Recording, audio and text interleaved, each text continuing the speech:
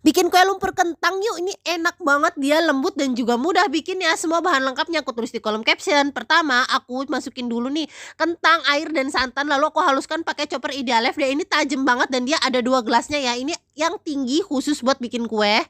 Lalu aku ganti pisaunya pakai pengaduk ini, dia multifungsi banget. Selain untuk menghaluskan, dia juga bisa untuk mengaduk ya. Jadi simple banget nih, kita masukin sisa bahan semuanya.